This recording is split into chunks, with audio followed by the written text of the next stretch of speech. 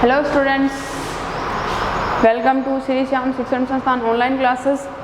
हम पढ़ रहे हैं स्टूडेंट्स बीएससी सेकेंड ईयर और बीएससी बीएड सेकेंड ईयर में हायर कैलकुलस की फर्स्ट यूनिट का फर्स्ट टॉपिक लिमिट।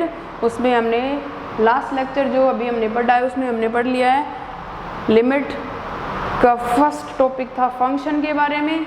फिर boundness of function, supremum and infimum of a function क्या होता है, फलन के उच्चक और निम्न क्या होते हैं, फलन के ऊपरी परिबंध और निम्न परिबंध क्या होते हैं, फलन की लिमिट्स क्या होगी स्टूडेंट्स। अब उनके बारे में हम क्या करेंगे स्टूडेंट्स, डिस्कशन करेंगे। तो हमने क्या देखा स्टूडेंट्स, अभी तक हमने पढ़ लिया है लिमिट में बाउंडनेस ऑफ फंक्शन, फलनों की परिबद्धता, supremum and infimum of a function, supremum of a function represent करेंगे LUB supremum of F। And आगे वाला है students infimum of a function. Definition मैंने आपको बता दी है, इन्फीमम ऑफ F की परिभाषा क्या होती है। ठीक है स्टूडेंट्स, तो आगे है इन्फीमम ऑफ ए फंक्शन। आगे वाला इन्फीमम ऑफ ए फंक्शन। इधर क्या है स्टूडेंट्स, लिस्ट अपर बाउंड, ऊपरी परिबंधों का सबसे छोटा मान, मतलब डेफिनेशन छोटी सी है, ऊपरी परिबंधों का सबसे छोटा मान, सबसे छोटा मान लिखेंगे सुप्रीमम ऑफ F से इक्वल टू कैपिटल K था स्टूडेंट्स हमारे पास ऊपरी परिबंधों का सबसे छोटा मान। ठीक है स्टूडेंट्स, अब है infimum of a function. Infimum of a function है, लिखेंगे GLB, वो LUB GLB मतलब ग्रेटेस्ट लोअर बाउंड। उच्चक जो है वो अपर बाउंड पे था और जो निम्नक है वो किस पे आएगा स्टूडेंट्स, वो आएगा हमारा लोअर बाउंड पे। वो अपर बाउंड पे, ये वाला लोअर बाउंड पे। वो सबसे छोटा मान था अपर बाउंड का और ये लोअर बाउंड का सबसे बड़ा मान। इसका मतलब है GLB, या इसको लिखेंगे इन्फीमम ऑफ F, ये वाला। दोनों नोटेशन है स्टूडेंट्स, इसके मोस्ट इम्पोर्टेंट डेफिनेशन है, मतलब मैंने बना दिया था, ये कैपिटल K है, ये स्मॉल k है।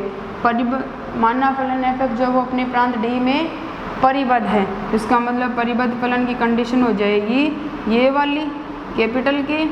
ठीक है स्टूडेंट्स, Fx है वो कहाँ से बिलोंग करेगा स्टूडेंट्स, y से, x बिलोंग करेगा x से। ठीक है स्टूडेंट्स, और ये वाले हैं यहाँ तक इसका मान, यहाँ तक ये वाले इसके निम्न परिबंध और ये वाले इसके अपर बाउंड, अपर बाउंड, और ये वाले हैं इसके लोअर बाउंड। ठीक है स्टूडेंट्स, तो यहाँ से आपके पास डेफिनेशन आ जाएगी लोअर बाउंड का सबसे, ये सबसे बड़ा मान है लोअर बाउंड का। जैसे अपर बाउंड यहाँ से स्टार्ट हुआ था वैसे लोअर बाउंड भी यहाँ से स्टार्ट होगा। डिफाइन दोनों इंटरवल होते हैं क्लोज्ड और ओपन, तो इसका मतलब है क्लोज्ड और ओपन इंटरवल जो है वो फलनों की परिबद्धता को ही रिप्रेजेंट करते हैं।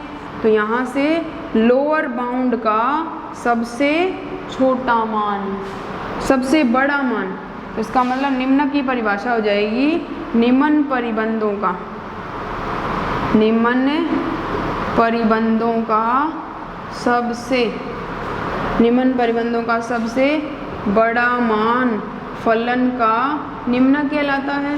रिप्रेजेंट करेंगे इन्फीमम ऑफ F बराबर स्मॉल की, supremum of F, infimum of F। तो इसका मतलब अगर हमारे पास जैसे फलन Fx दे दिया, Fx belongs to closed interval दे दिया 2 और 7, तो इसका मतलब है कि ये जो फंक्शन Fx जो है या ये जो रेंज है वो 2 और 7 में है, 2 और 7 के बीच में क्लोज्ड इंटरवल है।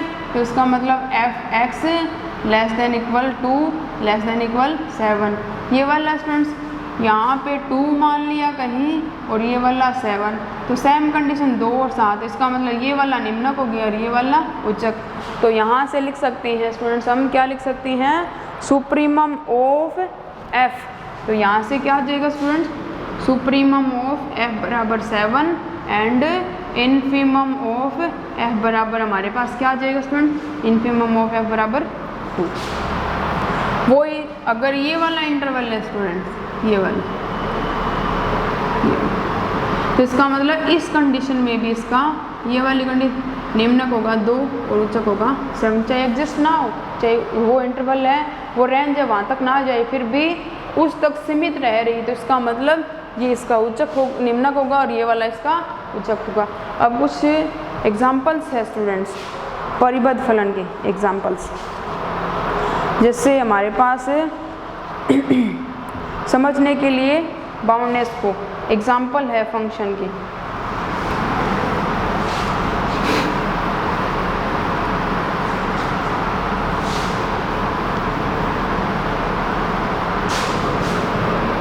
फलनों की परिबद्धता को समझने के लिए हमारे पास क्या स्टूडेंट्स एग्जाम्पल है। फर्स्ट एग्जाम्पल दे रही हैं स्टूडेंट्स, फर्स्ट एग्जाम्पल है y बराबर जैसे हमारे पास sin x है, ठीक है स्टूडेंट्स। sin x का ग्राफ हमें पता है किस रूप का होता है, sin x की रेंज भी पता है हमें किस तरह की होती है। हम x का कोई भी मान पुट कर ली, sin x का जो मान है वो हमेशा ही कहाँ रहता है, 1 और -1 के बीच रहता है स्टूडेंट्स, क्योंकि हम जानते हैं sin x sin theta cos theta दोनों के मान, sin x का जो मान है वो -1 से बड़ा और बराबर होता है, लेस देन इक्वल होता है 1 की, ये वाला होता है, ठीक है स्टूडेंट्स। sin x का मान, तो इसका मतलब है सबसे छोटा मान -1 और सबसे बड़ा मान इसका 1 है, तो इसका मतलब एक परिबद्ध फलन है, ठीक है स्टूडेंट्स। तो यहाँ से आ जाएगा ये क्या आ जाएगा students, supremum of sin x या supremum of sin x equal to आ जाएगा 1 और इन्फीमम ऑफ sin x कितना आ जाएगा स्टूडेंट्स -1। ये हो गया परिबद्ध फलन। सेकंड एग्जांपल है स्टूडेंट्स, एक फंक्शन ऑफ f(x) बराबर है x/x+1, students f(x) equal to है x/x+1, ये वाला मान है स्टूडेंट्स हमारे पास, ठीक है स्टूडेंट्स। तो यहाँ से क्या आ जाएगा स्टूडेंट्स इसका x/sin x और x बिलोंग दिखा रहा है ये 0 और इन्फिनिटी से, 0 और इन्फिनिटी, 0 इन्फिनिटी। इंटरवल को देखिए स्टूडेंट्स, फंक्शन को देखिए, ये वाला फलन है, सबसे छोटा मान तो दिख रहा है, शामिल भी है 0 है, तो 0 पुट करेंगे, 0 पुट करेंगे, सबसे बड़ा मान देगा 0 पे, 0 पुट कर रहे हैं स्टूडेंट्स, इधर 0 पुट करेंगे, इधर 0 इधर 0, ये वाला, तो इसका मतलब f0 पे जो है इसका मान 0/0+1, तो इसका मतलब मान आ गया इसका 0, ठीक है स्टूडेंट। अब इन्फिनिटी की जैसे जैसे अनंत की ओर बढ़ेंगे, इन्फिनिटी पुट करेंगे, इन्फिनिटी पुट शामिल नहीं है अनंत इसमें, तो इसका मतलब अनंत से छोटे मान है, ठीक है स्टूडेंट्स। तो इसका मतलब क्या है, अनंत से छोटे मान है, कोई भी मान जैसे हम पुट कर रहे हैं 0 से आगे हम 1 तक गए, 1 पुट किया तो इसका मान आया हमारे पास 1 पुट किया स्टूडेंट, जैसे f1 रखा, क्योंकि 0 जैसे ये वाला जिधर आगे बढ़ रहा है इन्फिनिटी तक, ये इन्फिनिटी शामिल नहीं है, ये 0 है, तो 1 2 3 4 ये मान आते जाएंगे, इसमें शामिल होंगे ये वाले मान, अनंत शामिल नहीं है ओनली, तो इसका मतलब 1 पुट करेंगे तो मान आएगा 1/1+1, इसका मतलब 1/2। आगे 2 पुट कर लें स्टूडेंट्स तो ये आएगा 2/2/3, तो इसका मतलब जैसे जैसे मान हम पुट करते जाएंगे वो सारे मान हमेशा ही 1 से छोटे रहेंगे, 1 तक नहीं जाएगा मान उसका, 1 से छोटे रहेंगे मान, तो इसका मतलब है कि फलन ऑफ f(x) के जो मान है वो क्या आ रहे हैं स्टूडेंट्स, 0 आ रहा है, पहले मान पे 0 आ रहा है, परंतु फिर जो मान आ रहे हैं वो ख़त्म नहीं हो रहे हैं, मान आ रहे हैं परंतु क्या रहे हैं, 1 से छोटे रह रहे हैं, तो जितने भी मान है स्टूडेंट्स वो क्या रह रहे हैं यहाँ पे 1 से छोटे रह रहे हैं, 1 नहीं आ रहा, तो इन्फिनिटी तो शामिल ही नहीं है इसमें, तो इसका मतलब है कि सुप्रीमम ऑफ इसकी रेंज जो है वो इन दोनों पॉइंटों के बीच में परिबद्ध हो गई। तो इस आधार पे कंडीशन लिखूँ 0 <= फंक्शन ऑफ f(x) <1, क्योंकि 1 शामिल नहीं है इसलिए 1 से छोटे मान है सारे जितने भी, 1 नहीं है, तो इसका मतलब है सुप्रीमम ऑफ f बराबर 1 एंड इन्फीमम ऑफ f बराबर है 0, ये इसका निम्नक और ये वाला इसका उच्चक, ठीक है स्टूडेंट्स। मोस्ट इम्पॉर्टेंट डेफिनेशन थी पेपर में एग्जाम्पल भी आता है, क्वेश्चन भी आते हैं परिबद्ध फलन के। परिबद्धता फलनों की देखनी है कि ये परिबद्ध किन पॉइंटों के बीच में परिबद्ध है और किन के बीच में नहीं है। तो सबसे पहले आपको देखना है, कोई इंटरवल दे रखा है तो ठीक है, अगर नहीं दे रखा है तो आपको मान पुट करके देखने है कि कहाँ तक जा रहा है फंक्शन। अब यहाँ पे इसमें क्या दे दिया, इस फंक्शन में इसने ये वाला इंटरवल दे दिया कि x के जो मान है वो 0 से इन्फिनिटी के बीच में है। 0 शामिल है परंतु उसमें इन्फिनिटी शामिल नहीं है। तो फिर आपको मान पुट करके देखनी है कि ये f(x) कहाँ तक जा रहा है। फिर f(x) जो है वो 0 और 1 के बीच में रहा स्टूडेंट्स। तो इसका मतलब है इसकी रेंज है वो परिबद्ध हो गई, 2 पॉइंटों के बीच में 0 और 1। सुप्रीमम ऑफ f बराबर हो गया 1, इन्फीमम ऑफ f बराबर हो गया हमारे पास 0। तो ये क्या थी, फलनों की परिबद्धता। परिबद्ध फलन कैसे देखना है। अब आगे है हमारे पास फलनों के लिए वर्धमान और ह्रासमान, इंक्रीजिंग और डिक्रीजिंग फंक्शन। मोनोटोनिकली इंक्रीजिंग क्या होता है, डिक्रीजिंग फंक्शन क्या होता है।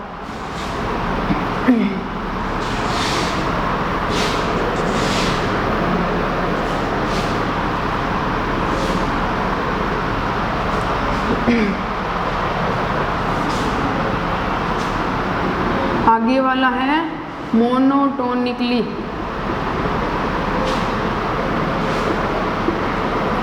मोनोटोनिक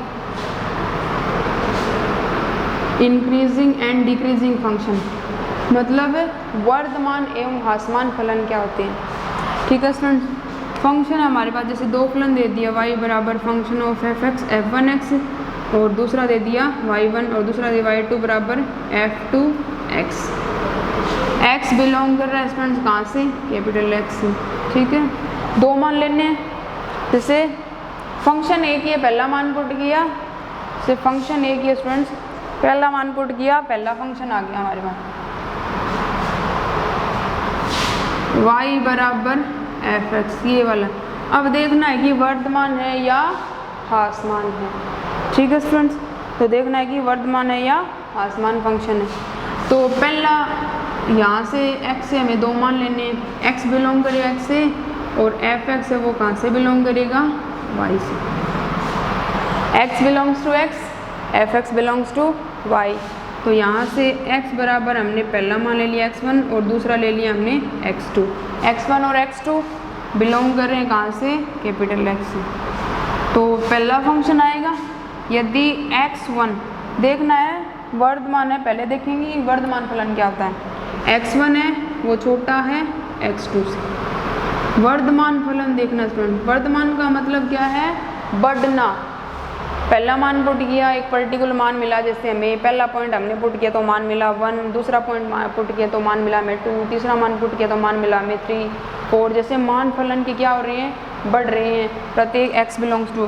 तो इसका मतलब x1 है जब छोटा x2 से, तो this implies function of x1 जो है वो छोटा होगा फंक्शन ऑफ f(x2) से। बराबर भी हो, कुछ मान ऐसे आएंगे कि बराबर मान दे जाएगा, 2 पॉइंटों पे बराबर मान दे सकता है ये। ठीक है स्टूडेंट्स, इसका मतलब है ये किसकी कंडीशन है, वर्धमान फलन की कंडीशन है। प्रत्येक x1 और x2 दोनों कहाँ से बिलोंग करेंगे, x। ठीक है स्टूडेंट्स, ये किसकी कंडीशन है, वर्धमान फलन की कंडीशन है। वर्धमान फलन, निरंतर वर्धमान फलन। अब निरंतर के लिए क्या कंडीशन होगी, x1 x2 दो लगातार मान पुट कर रहे हैं, परंतु फंक्शन का जो मान है ना वो कहीं बराबर नहीं आएगा, बढ़ता ही रहेगा। चाहे कोई मान रखते जाओ आप, x1 है वो छोटा x2 से, तो पहला फंक्शन का जो रेंज आएगी, पहली रेंज है वो छोटी ही रहेगी हमेशा दूसरी रेंज से, दूसरी है वो तीसरी छोटी रहेगी, तीसरी है वो चौथी से छोटी रहेगी, चौथी है वो पांचवी से छोटी रहेगी, कहीं बराबर नहीं होगी दो रेंज आपस में। इसका मतलब ये फलन क्या हो गया, निरंतर वर्धमान फलन। ये तो हो गया स्टूडेंट्स वर्धमान फलन, और ये वाला निरंतर वर्धमान फलन। ठीक है स्टूडेंट्स, अब आगे वाला है ह्रासमान फलन।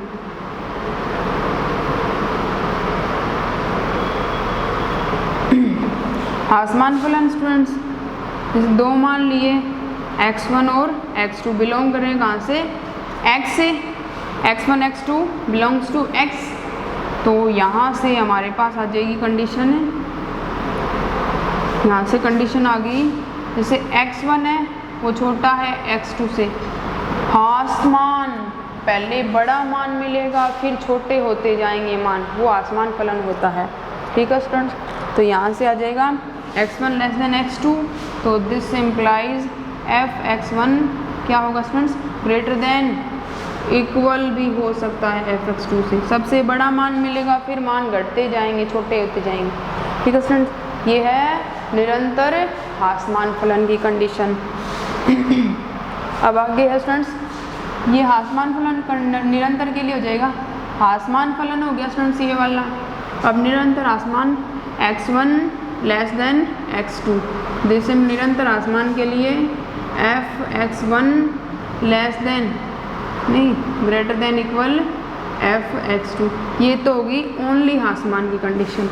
और निरंतर आसमान के लिए क्या कंडीशन रहेगी, x1 लेस देन f(x2) से, this implies function of f(x1) greater than f(x2), छोटा ही होता जाएगा, कहीं बराबर नहीं हो सकता। तो सेम सी कंडीशन है स्टूडेंट्स, आसमान का मतलब है घटना और वर्तमान का मतलब है बढ़ना।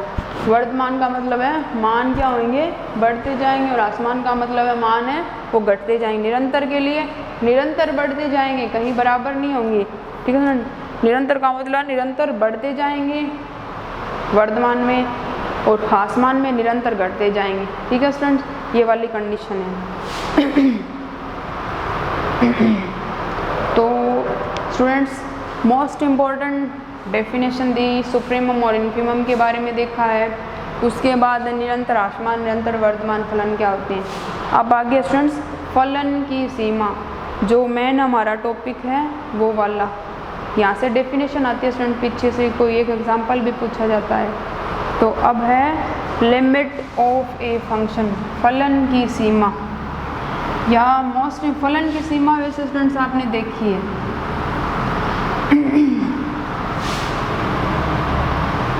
अब हमारा ये वाला टॉपिक लिमिट सीमा,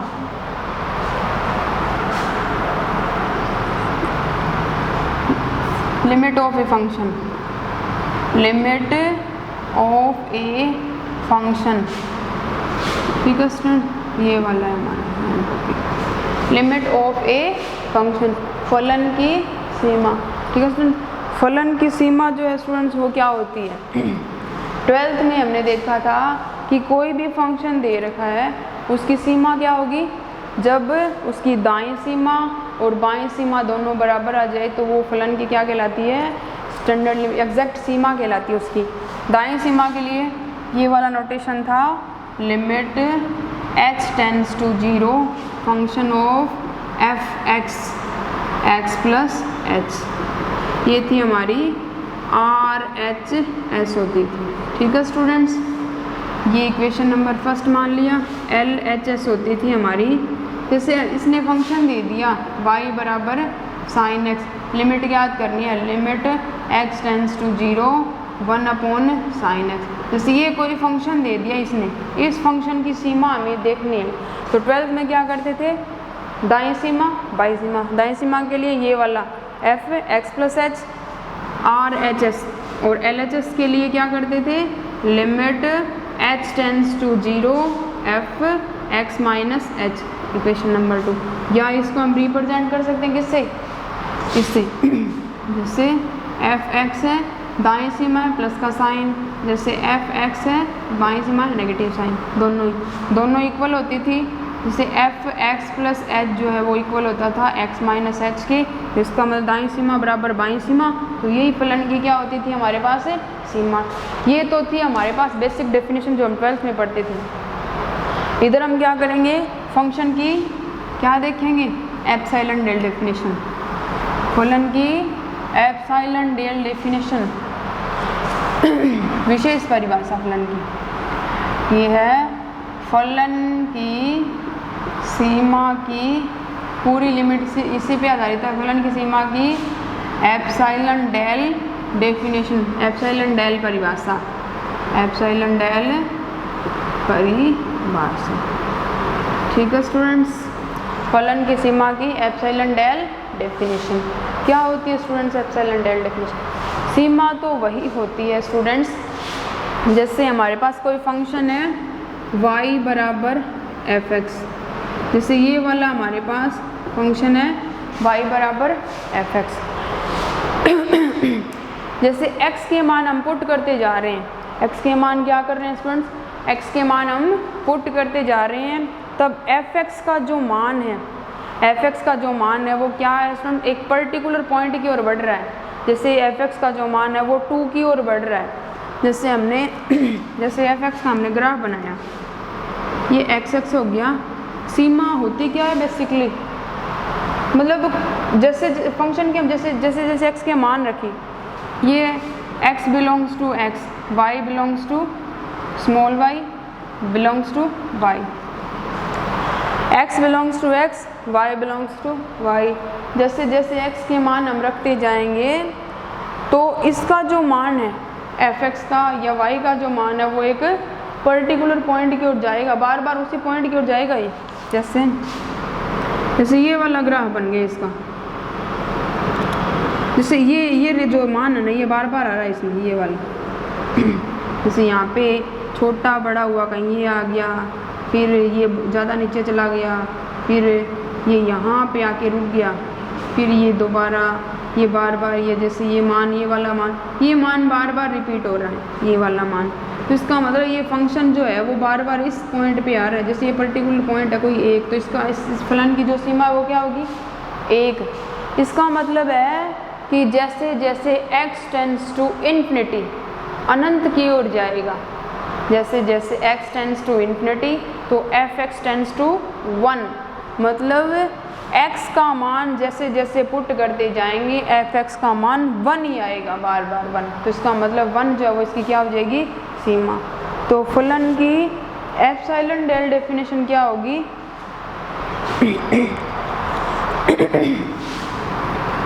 फलन एफ एक्स,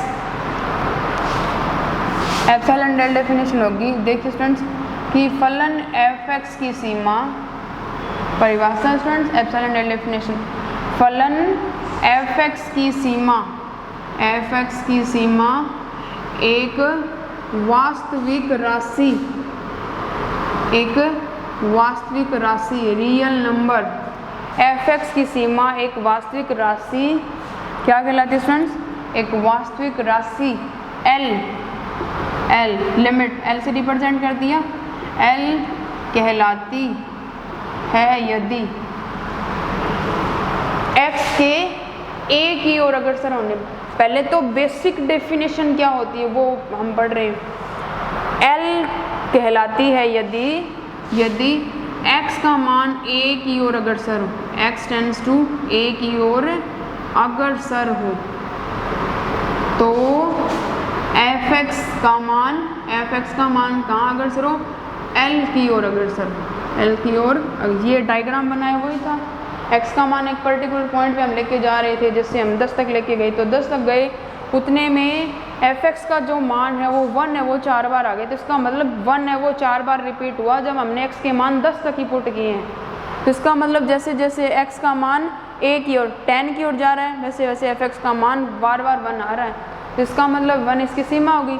तो इसको हम लिमिट रूप में कैसे लिखेंगे, लिमिट रूप में लिखेंगे limit x tends to a, x का मान a की ओर जा रहा है तो फंक्शन ऑफ एफ एक्स का जो मान है वो कहाँ जा रहा है, l की ओर। ये परिभाषा है हमारी इस बुक में जो काम आएगी वो वाली, इसके इसी आधार पर हमारी क्या बनती है, एप्सिलॉन डेल डेफिनेशन बनती है।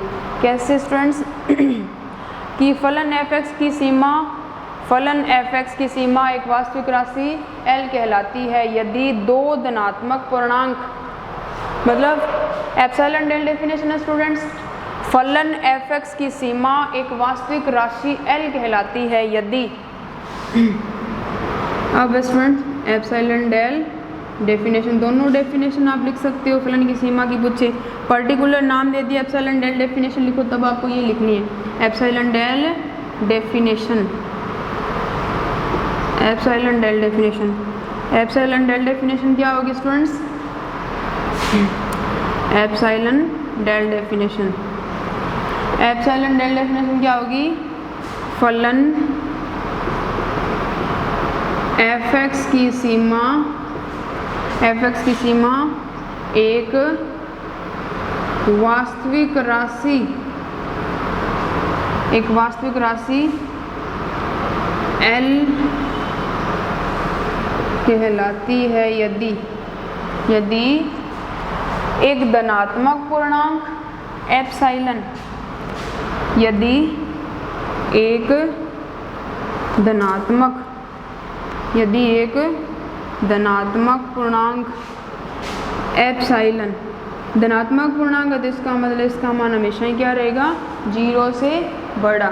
एक धनात्मक पूर्णांक एप्सिलॉन के संगत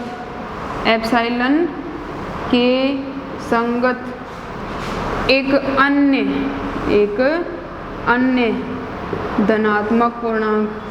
अन्य धनात्मक पूर्णांक डेल, ये भी धनात्मक है, इसका मतलब इतने न्यून होते हैं कि इनको नेगलेक्ट भी कर सकते हैं। धनात्मक पूर्णांक है परंतु न्यून है, इतने छोटे होते हैं कि इनको हम अपनी कंडीशन, अपने इक्वेशन को सेटिस्फाई करने के लिए इनको छोड़ भी सकते हैं, नेगलेक्ट कर सकते हैं इनको। तो एप्सिलॉन के संगत एक अन्य धनात्मक पूर्णांक डेल इस प्रकार विद्यमान